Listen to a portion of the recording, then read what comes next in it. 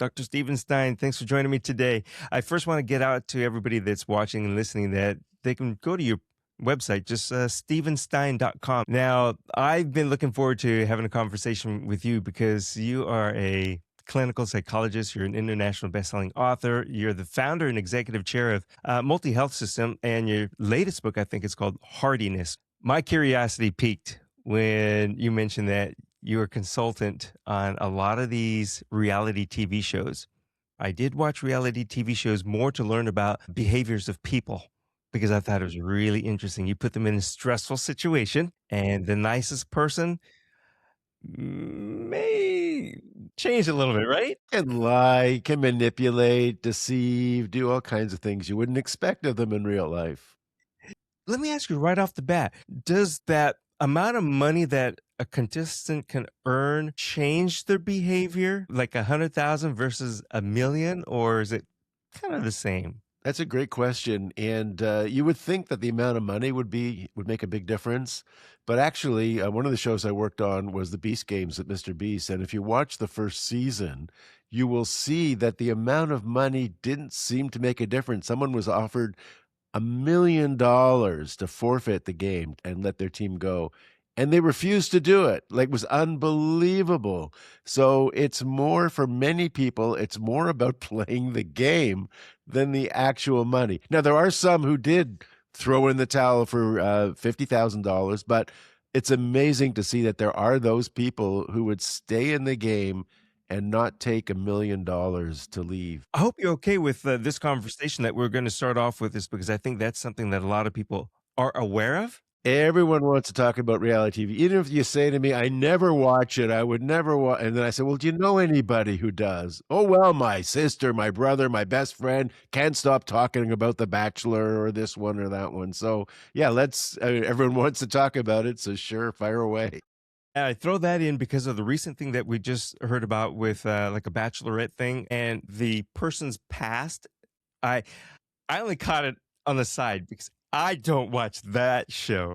Okay, so I've worked on a version of that show, and I was kinda surprised by that. I work on the Canadian version of The Bachelor. Usually, we do a pretty thorough background check, and everything from whether there's accusations of any abuse, aggression, but especially when there's, it's been the police has been police records of that. In that case, I don't know if your viewers know about this, but what happened there was the opening, show of The Bachelor came on, I think it was right after the Oscars. They aired that version, but then what came out shortly after is that the woman who was the bachelorette was found to have been in an abusive relationship where she had been abusing her former partner, and it led to, actual charges against her, it looks like, or police report on it, which is very unusual. So they abruptly canceled the rest of the season once that became public, which is very rare and must have cost, I think it was ABC, a lot of money because they had filmed the whole thing and had a Mhm. winner at that point, but the season was canceled. So, reality TV sometimes makes the news. America's Next Top Model made the news recently, and not always for good reasons. So I'm sort of here to talk about what's good about reality TV. There's a lot of stuff that we know about that's not good about it, that's bad about it, but I try and look at the other side of it. Yeah. The reason I was asking about that particular instance is I wanted to find out about the psychologist's vetting process of bringing people in, the emotional stability. How do you go about that? Because again, they are in stressful situations and you see these performers, because I'm going to call them performers, contestants who break down and cry, who are very emotional. And you sometimes have heard in the background from people who may not know, say they bring in the people who are really emotional just for the hype of the show. But I would imagine that you have to be very careful about that as well. Well, we're typically very careful about it. That's big part of my role, which is screening the applicants for many, many of these shows. And we do a series, we do psychological testing. We usually do background checks in terms of any criminal behavior or excessive aggression, sexual assaults. We try and look for those things, especially when it comes to dating shows, because that's where it's really sensitive. You don't want someone who's been accused of rape or something being one of the contestants in a dating show. So we do definitely try and work at screening that out. But also, I want to make sure that the person is able to cope with the stress that goes on within a show. The stress that we use in these shows is pretty real. The emotions are pretty real. People say things are fake, but I mean, what you might call fake is the setup, right? We actually set things up that aren't real, but we see how people react to it. If you think of old shows, if you're old enough to remember Candid Camera, for example, where they used to set up a situation and real people used to walk into them and they react, and everybody loved watching the way they react. They get scared, they cry, they laugh. It's the emotions. And that's what we try and do on a larger scale on most of the reality shows that I work on. So what we do is we set up some situation. It may be crazy, it may be a competition, it may be whatever, but we want that real human reaction, those real emotions. Because if you want to see actors, go watch a scripted show. There's lots of scripted shows out there. What attracts people to reality shows is that this is the person next door. This is your buddy. This is someone you went to school with, and you're seeing them on TV act like a maniac or do things that you never would have expected them to do. It's like, you're driving on the highway and there's an accident 6 lanes over and you stop to watch. Reality TV's like that. We put people in situations and we see how they react. Like you're saying, you stop to watch or look. We all have a little bit of voyeurism in us. That's what I believe. Oftentimes, if there's a traffic jam, we're like, what is going on? Where you got the looky-loos who are just crank your neck over, and then it causes like a reaction. People behind start cranking their necks to look over. What's the psychology behind that? Well, it's a form of curiosity, and sometimes it's kind of protection. I want to make sure that I don't do that or it doesn't happen to me. In reality shows, we find there's a few things going on. One is that sort of projection. It's sort of recognizing things in myself, that I maybe don't want to admit. Like maybe I do get angry like that sometimes. I look at it on TV and say, oh, that idiot, look what they're doing. But then I think back and say, well, I did that with my sister, a few weeks ago. Or they'll see things that they really dream about. They'll see an attractive person. They say, oh, I wish I could get into that relationship. Let's see how that works. Let's see how that person attracts that person, and maybe I can learn from that. So there's a variety of reasons that people get attracted to these shows, but a lot of it has to do with seeing themselves, seeing people similar or people they work with. They see a villain, for example, and said, oh, that jerk is just like my boss. I work for someone like that. Let me see how they deal with them, right? Maybe I can learn what I should do about my boss rather than quit. Maybe there's some way I can deal with them. So, there's a variety of those kinds of reasons that we get glued to these shows and we follow these characters. And I've identified about 10 archetypes that we tend to see consistently across a variety of these shows. Oh, I want to touch on that in just a little bit, but I was wondering, in your research for your latest book, Hardiness, did you use your experience of consulting and doing that stuff with these reality shows to help write the book? Only a little bit. It wasn't a major part of it. My co-author, Paul Bartone, was the Army psychologist. He was actually the chief psychologist at the U.S. Army, and he was at West Point and had done a lot of research on leadership and what makes successful leaders. And that's where the hardiness work comes from, a lot of his research, where what we want to do, he's been working in that area for over 25 years, but a lot of what he found in terms of what makes successful leaders or what makes people do well in battle, for example, a lot of it was written in military journals or psychological journals, and much of the public isn't aware of it. So when I teamed up with Paul, my idea was we should take some of this research, which is really important, and bring it into the corporate environment or the general public to learn about what are these factors that really differentiate people who deal with stress better, who deal with stress well, who succeed under stress or even accelerate their career under stress. Let's teach these lessons to people out there. So that's what led to the Hardiness book. And reality TV is part of that, right? You're dealing with stressful situations. But the amazing thing is, because I debrief hundreds of people after these shows, I would say that about 85 to 90% of them feel it was a growth experience. They actually feel that they learned something about themselves, about other people, as a result of this pressure cookie that they were under. You mentioned the word leadership. So I'm wondering about leadership in this modern culture that we're in right now, because we have a lot of, I'll just say like culture bashing, but there's a small group of people who make a big noise and they may tend to make change. So how does leadership look in this modern culture? What do the leaders have to do, or how do you become a leader now? That's a great question because I've in my book I have written about how leadership has changed over the last 100 years, and it's been a significant change. You know, some people think that just by be given the title leader, people are going to follow you and do what you want, but that doesn't work, as you know, anymore. It's especially with this younger generation. So leadership has really transformed itself today, and what it means to be a good leader today for people to actually listen to you or maybe even follow you. Number one is you have to be empathic. You have to understand where they're coming from, right? We used to ignore that. I would tell you to go make your bed, and I don't care what you're thinking. You have a stomach ache, doesn't matter. Just go do what I say. That doesn't work. So I have to understand where you're at, where you're coming from, and how to motivate you to get you to do something. So that's really important. I have to be assertive, not aggressive. I have to know how to get you to do something by using assertiveness skills, which is a skill that we teach, how to be more assertive, and you're more likely to go along with it. Another thing that we usually start with in leadership training is emotional self-awareness. A lot of leaders don't pay attention to their own feelings. They just bark orders or tell people what to do. But it's really important to be aware of where you're coming from before you start interacting with other people. Because if I'm in a pretty crappy mood, that's going to affect how I deal with you. If I'm in a real happy mood and I think everything's wonderful and you're going through a difficult time, again, I'm not going to be in sync with where you are.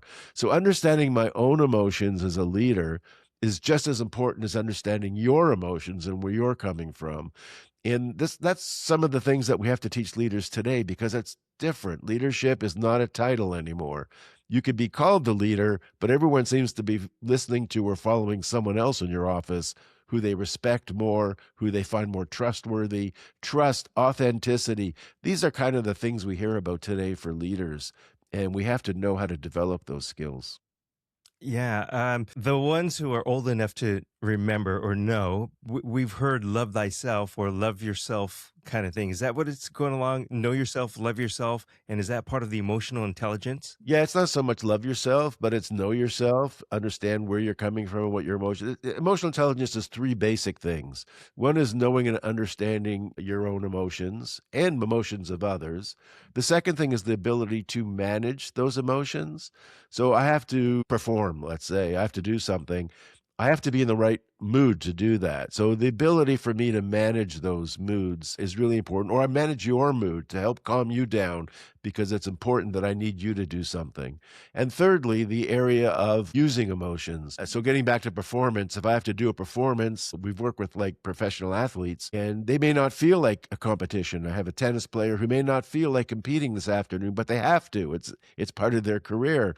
How do we get them into that state where they channel the right emotions into it, where they don't get distracted by the weather or by the crowd or who their opponent is or the things their opponent says about them that may be derogatory? How do we get them to overcome that and play their best game? So the ability to use emotions and override some of those distractions that are out there. It certainly sounds like it's accountability and also like a performance versus a comfort situation, if I'm understanding correctly.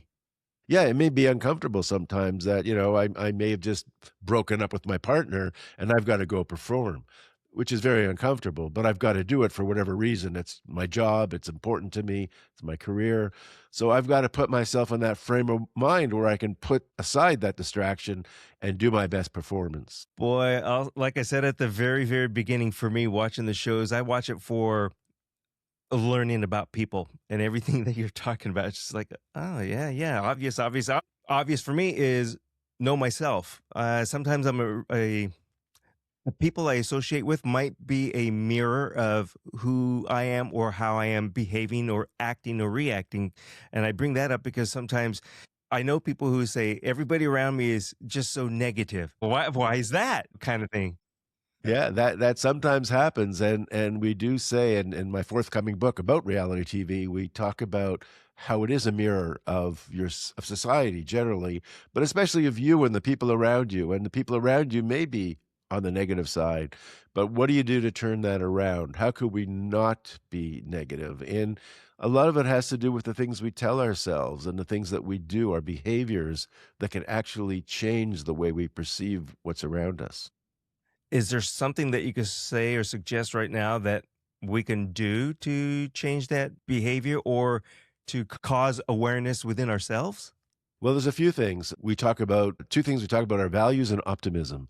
So values means, and in hardiness, the term we use is commitment, is to have a larger purpose than ourselves. It's really important that there's something that we believe in that's bigger than ourselves. For some people, it's religion.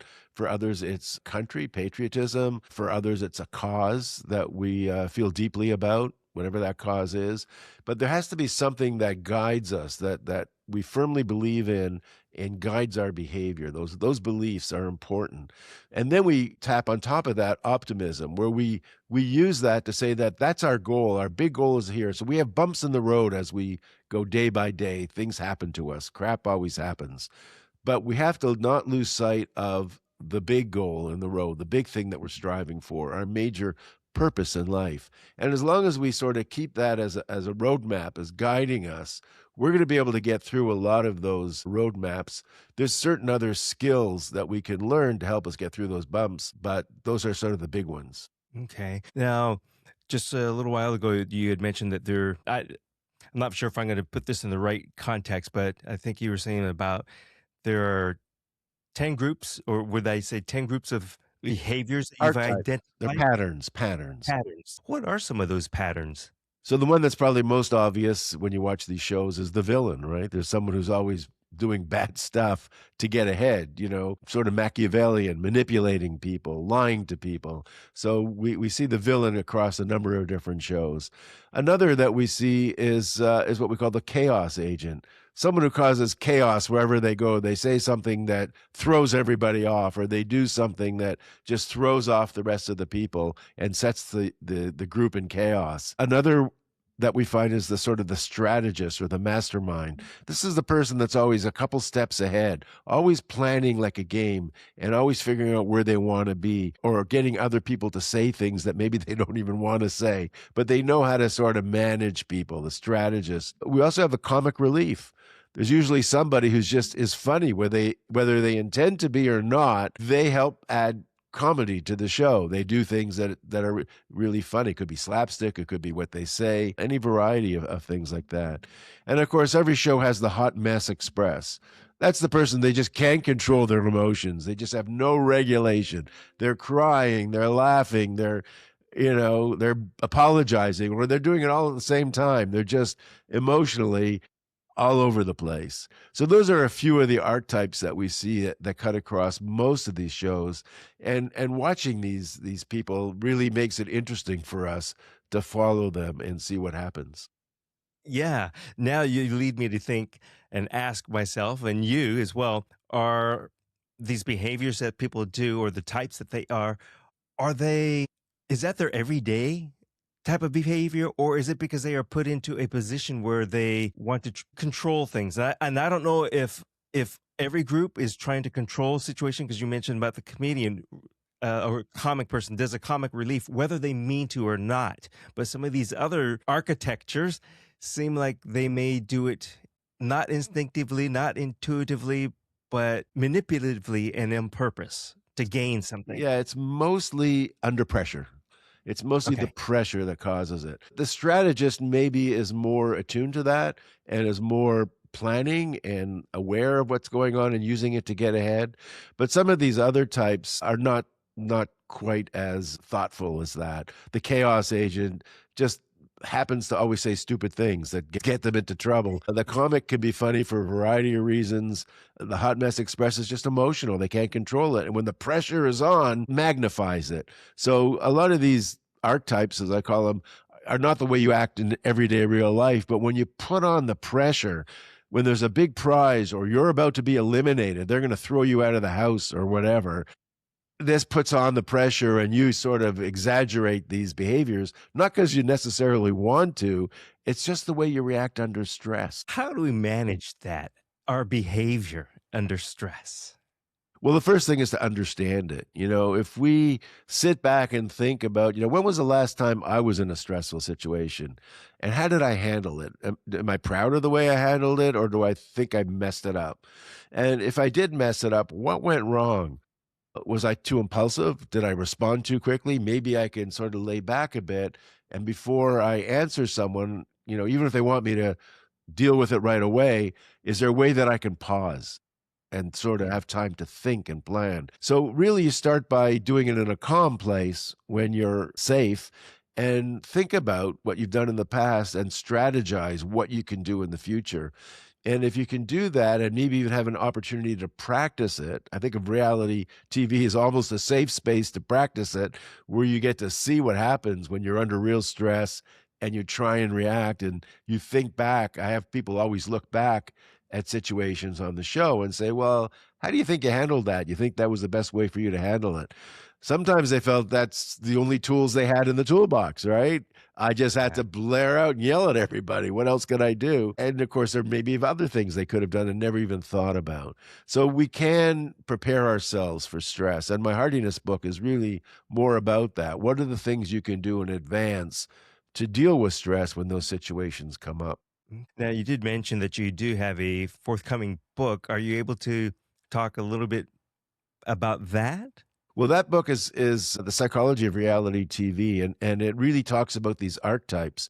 And what it Mhm. does is it shows you how they are on TV, how we see them, but then it brings the mirror back and says, well, how do we see these in our lives? Like, how do we fit into those archetypes? Is this me? Is this my coworker? Is this my boss? And then go one step further. If my boss is a hot mess who's just emotional all the time, how do I deal with that? What's the best way for me going forward to manage that out of control boss of mine? And hopefully, I'll give you some tips, things that can help you deal with those people in your lives that are the hot mess, or the comic relief is just joking all the time. You can't get them to be serious.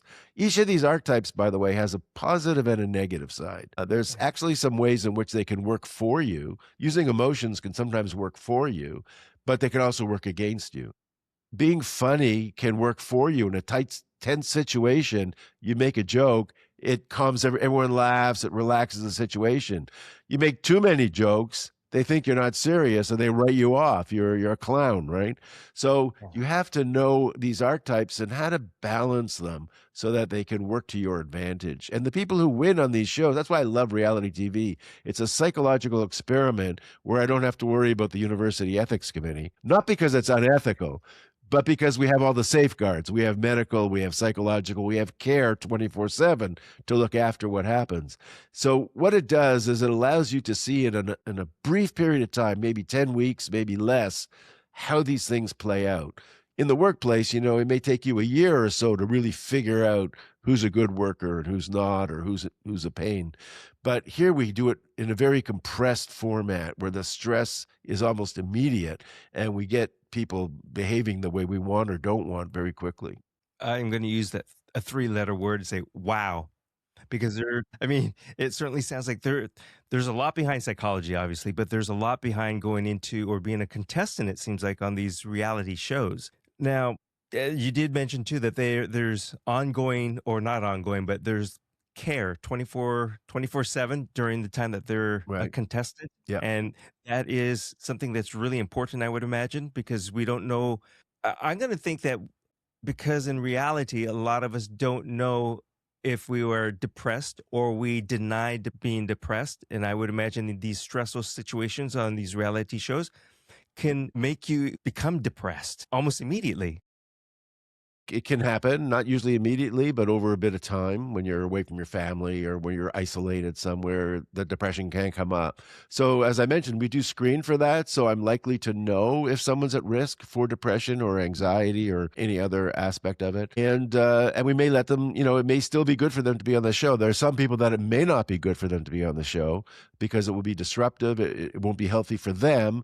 And it's not great for production when somebody holds things up because they're having some issues that are delaying their performance. For some people, yeah, depression or feelings of depression do set in during production, and I'm always there to talk to them and sort of figure out what's going on and where they should go from there. Can we help them? Can we move them forward? But usually the people that we select are strong enough to make it through the show. I try not to let anyone in there who I feel it's going to be unsafe or they're not going to make it through. All right, so here's the personal question then. As far as working on these shows, have you ever gotten yourself into position or the position of caring too much for a contestant, and then you realize, whoa, I got to step back from this? Not really. I mean, I kind of at times think they're all like my children. I got to look after them. But I don't think it's caring too much. I think it's looking after them and making sure that things are going well and safe. And I really tell them, I want you to have fun. I want this to be a good time. I want this to be something you're going to look back on in the future and say, wow, I'm really proud of what I did or how I performed or the fact that I got through this, whether I won or not, whatever. Just getting through it as far as I did is a prize, right? So I don't think I get overly involved with contestants. I have a good sort of relationship with the contestants that I deal with. You know the boundaries. Yes, absolutely. So I want to ask you, and we've kind of touched on this loosely, but I want to make it blatantly obvious. What is it that we can learn from watching these reality shows? Can we learn from these things, watching these shows? Well, what I'm hoping is once we identify these archetypes for you, you can learn to look out for them. So you'll see and you'll say, "Oh, wow, there's the hot mess. I can see that," and then you can learn to identify that, number one. So when you go to work and you see somebody going crazy about something, you can say, "Ah, hot mess. I recognize that." And then the next step is, well, what can I do in what should I do in that situation? Is it my role to calm that person down or just to sit back and watch and be the fly in the wall? To learn what is the best way to deal with these particular archetypes? What's my role? And it's going to depend on the situation, whether it's at home, might be a family member, whether it's a friend of yours that you care about, whether it's someone at work where you do or don't care about. So really learn how to identify these archetypes, figure out what the best way is to deal or manage with them if you need to, or to step back if that's the best option for you. So I think it's sort of life skills that I hope you're going to get out of this. You're going to recognize these behavior patterns, figure out whether or not you want to intervene with them, how you can intervene, how you can make a difference. And when you see them in yourself, how to manage it. If you lose control and get emotional in a situation, can you recognize that and say, "Oh, hold on a minute, maybe I'm losing it here. Let me step back and think this through." And then people will be more willing to deal with me if I approach it a bit differently.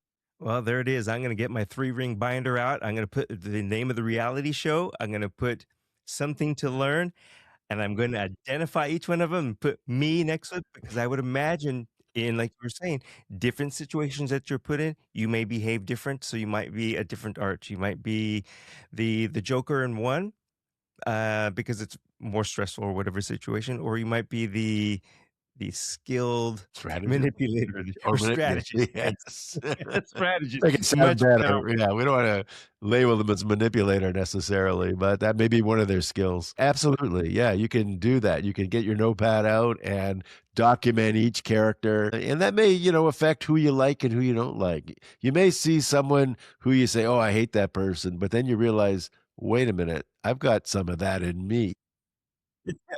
Too close to home. We call that projection. When you see something on there and you really react against it, and then you realize, my God, I could be that villain. I could be that nasty person sometimes.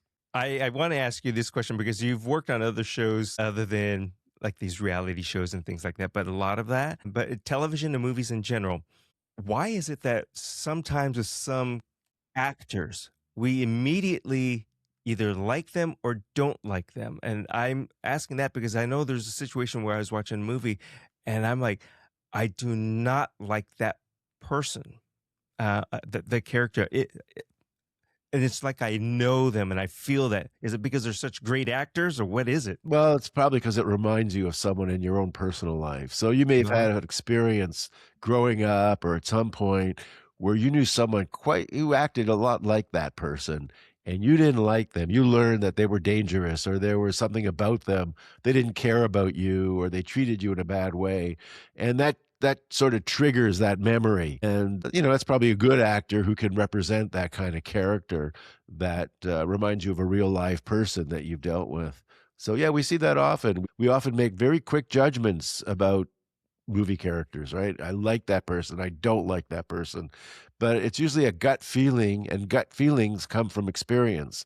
That we take a lot of experience and we collapse it into a few seconds and we recognize that person right away. Oh my God, that's like, my sister, or that's like someone that I knew growing up who used to bully me. I hate that person. So we get these Yeah. quick memories that come back to us. I know my sister's in there somewhere, a lot of places. Dr. Stein, is there anything that you want to let the viewers know, whether it be about yourself or about the new book that'll be coming out, or anything about themselves that they maybe want to look at and be aware of? Well, the new book's in progress. It'll be out. It's hard to say when it'll be out, several months probably, but just keep aware. My website is www.stevenstein.com. Hopefully, I'll have news on there on when the new book's coming out. The current book, Hardiness, is currently available on Amazon and other places where books are sold. And my first book, The EQ Edge, is all about those factors of emotional intelligence. And if you want to learn more about emotional intelligence, I suggest the EQ Edge would be a way to get that. Dr. Stephen Stein, this has been enlightening, a lot of fun. I know it was kind of fast paced, so I hope that was okay with you. Great. I love it. I enjoyed meeting with you, Chuck. Thank you. It's been a lot of fun.